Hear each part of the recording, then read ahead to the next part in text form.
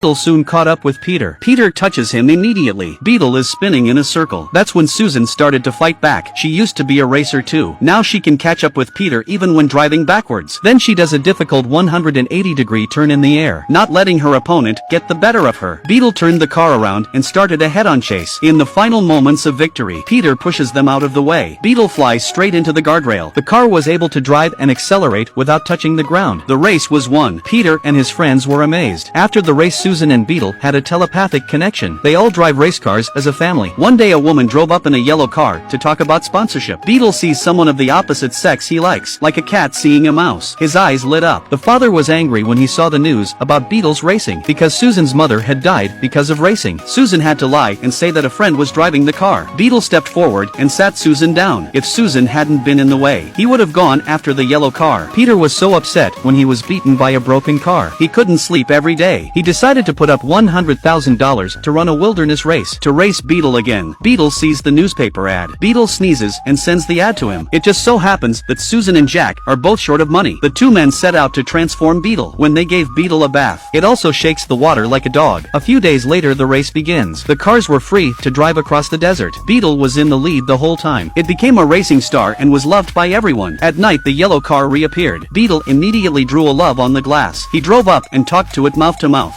saying his love story. Tomorrow was the final. Peter approached Susan alone, inviting her to experience real racing. Beetle saw this and thought Susan might be having a change of heart. Susan takes the car out for the experience. Peter stayed behind to see what Beetle could do. First he was hit by Beetle's hood. Then he sprayed his face with petrol. Peter was furious. He hit and cursed at Beetle. He was knocked to the ground by Beetle. When he turned around, he immediately made a mocking face. Susan came back from her race and said very happily, this is what she really wanted to do. It was fantastic. Peter said, if you win the race tomorrow, I'll give you this car. If you lose, I'll have your car. This was overheard by Beetle. The car would be a perfect solution to the sponsorship problem of her father and brother. Susan said yes, but Beetle was not happy. He gets angry in front of Susan. How big can Miles get before he pops?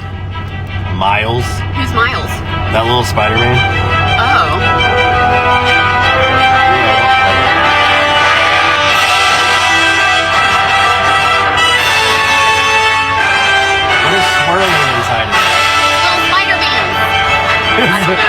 Those little babies.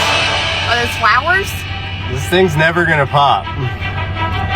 Seriously? What is that? Is that a balloon? I think it is. We can put into flowers. I don't know. It's just blood.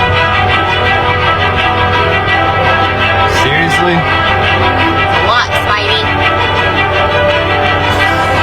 Now he's looking like, what's that one show?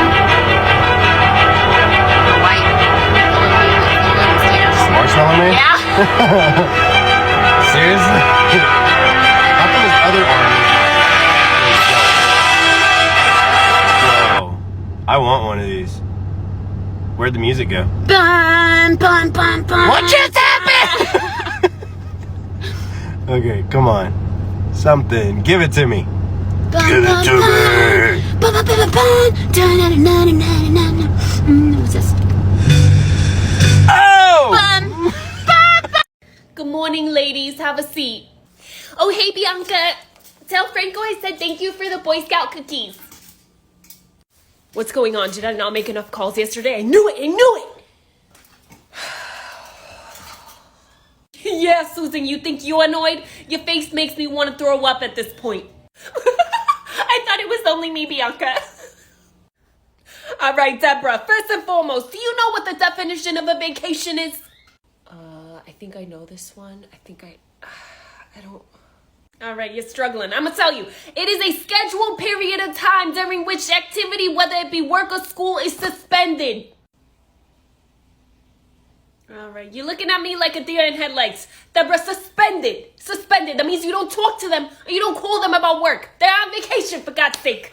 Yeah, Deborah, if you were taking a vacation, I would never, ever, ever call you while you were on it because nothing is ever that important, right? All right, Deborah, do you understand?